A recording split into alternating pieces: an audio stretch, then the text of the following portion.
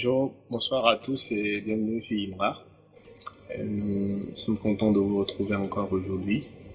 Prions. Merci Seigneur, nous allons encore étudier ta parole. Nous allons nous laisser entraîner par toi et te laisser nous enseigner. Seigneur, merci de nous inspirer. Merci de bénir quelqu'un.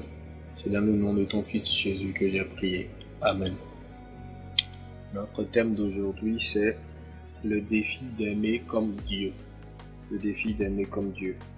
Jérémie 31, verset 3 dit ceci.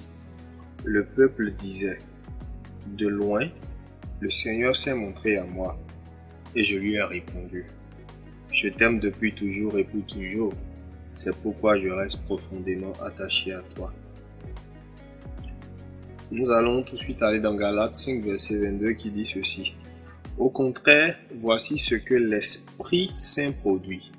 Amour, joie, paix, patience, bonté, service, confiance dans les autres. Remarquez que l'amour est cité ici comme un fruit, un produit du Saint-Esprit. Ça veut dire qu'aimer comme Dieu n'est pas une décision personnelle que nous prenons, c'est quelque chose que nous héritons à partir du moment où nous sommes enfants de Dieu, à partir du moment où nous avons reçu le Saint-Esprit. Et cet amour coule de nature, il provient de notre nouvelle nature. Et parce que Dieu est amour et que nous sommes des enfants de Dieu, nous devons exprimer, nous devons sentir, nous devons nous comporter comme des gens qui portent cet amour de Dieu, qui vivent avec cet amour et qui se comportent tous les jours en ayant en tête qu'ils sont des représentants de Dieu et qui doivent refléter l'image de leur Père. Donc, l'amour véritable vient de Dieu. L'amour véritable n'est pas de l'empathie, ce n'est pas des codes de la société, ce n'est pas des comportements que nous avons, mais c'est quelque chose que Dieu lui-même nous donne en héritage à partir du moment où nous sommes ses enfants. Aimer comme Dieu est un impératif. Et dans Éphésiens 3, verset 17, la Bible dit ceci. Que le Christ habite dans vos cœurs par la foi. Plongez vos racines dans l'amour et soyez solidement construits sur cet amour. Que le Christ habite dans vos cœurs par la foi. Plongez vos racines dans l'amour et soyez solidement construits sur cet amour. La qualité de notre amour définit la qualité de notre foi. Nous devons travailler notre amour par une remise en cause perpétuelle.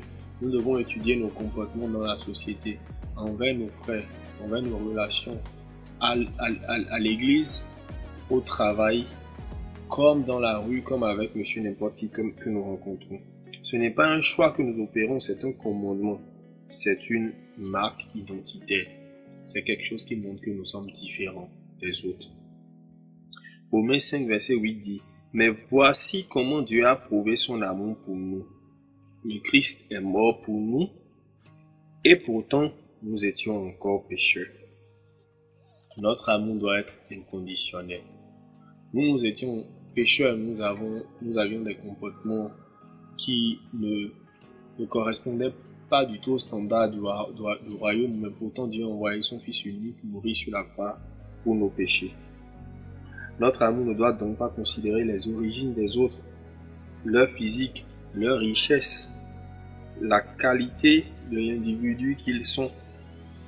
Mais il doit tenir compte de notre condition personnelle à nous, de notre identité d'enfant de Dieu. Nous devons aimer les gens comme ils sont. Parce que c'est cet amour-là qui va les convaincre de ce que le Seigneur existe, de ce que Dieu est amour et de ce qu'ils doivent donner leur vie. Merci Seigneur pour cette occasion que tu nous as encore donnée de pouvoir lire ta parole, de pouvoir l'analyser et de pouvoir en tirer des réponses. Donne-nous de pouvoir aimer comme toi, de pouvoir aimer de façon inconditionnelle, de pouvoir aimer de façon sincère. Bénis quelqu'un aujourd'hui et inspire-nous davantage. C'est dans le nom de ton Fils Jésus que nous avons prié. Amen. Merci de nous avoir suivis. Si vous avez des questions, n'hésitez pas à les envoyer en inbox ou en commentaire sur cette vidéo. À la prochaine sur Imra.